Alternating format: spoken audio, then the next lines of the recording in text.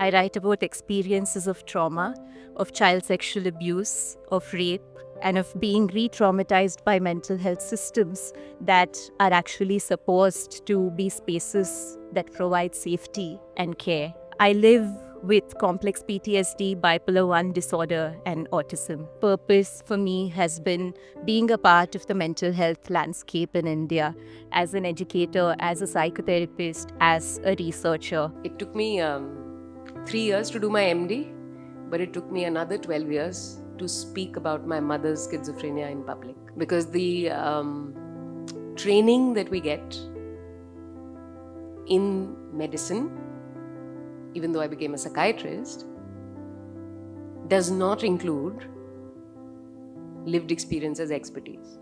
It does not credit stories and human experience as higher than what is posed as science and what one is supposed to learn. As a young child battling to suicidal tendencies, I self-harmed 7 times, and all before the age of 16. I was sexually abused by my very own family, and like most parents in the 80s era would do, instead of taking me to see a psychiatrist or a mental health professional or a medical professional, they decided what it was done best. They signed a contract of silence.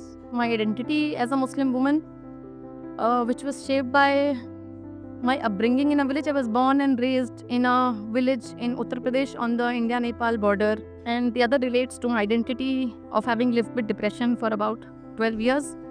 And the sheer joy of being validated of my experience. Because for years, I think I shouted my lungs out, telling people how I was feeling. I was dying for someone to tell me that my feelings worthy of being accepted. When I was 14, my mother was going through untreated and undiagnosed schizophrenia. At that stage, she actually took the decision to leave home, and basically we spent the next 10 years of our lives looking for them, my mother with my younger brother, across the country. We found them twice and we lost them twice in that period of 10 years. What is happening to the children in that home? How are the spouses and siblings and other people coping with that? And that's really the invisible sort of trauma. Of course, people used to say in the years gone by, you need to institutionalize her. But have you ever seen what the inside of an institution is in India or abroad? They just put you into a padded room and you're told time out. When you behave, you'll be let out. Food is passed to you through a window. I mean, our children and our family members are not criminals. They need help. And as professionals, is this the best you can do? I've been living with bipolar disorder for the last 25 years.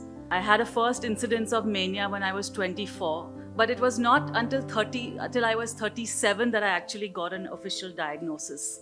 So I'm just one of those millions of people who have been in the dark about their diagnosis and struggling with it, and not just me, but the people around me. And I've had some pretty bad experiences during this time of being really psychotic, having voices in my head, not being able to sleep, having to be rescued from places because I was not able to travel by myself or look after myself. And also, at the other extremes of times where I wanted to take my own life. But I'm happy to say that for the last 7 years, that hasn't happened to me. And today I really say that I'm happy, I'm thriving, and I'm bipolar. Silencing of shame has to be challenged. And that's exactly what I think this book helped me do. Through Homecoming, it was about challenging my shame, putting my story out there. I wouldn't say that I did not feel nervous, but then it also came back to that the only way I could get over it was by challenging my shame. And flipping the gaze on the fact that see how far I've come. Societal structures and systems need to change. And this is where lived experience narratives have such a powerful impact. Not just fitting us into systems, but dismantling dysfunctional systems and ensuring that we are at the center. I've been struggling with depression and anxiety since I was around 17 years old, around 10 years ago. Along the journey, we discovered ADHD, bipolar, so literally the whole psychology syllabus. I just feel really happy that we're talking about lived experience, not just from the patient's point of view, but also the people around them.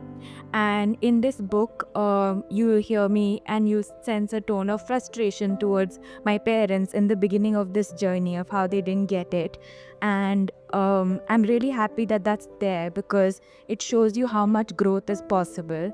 Because today we're all sitting in this room and IMHA exists because my parents supported me through those 10 years and now want to help other people out there too.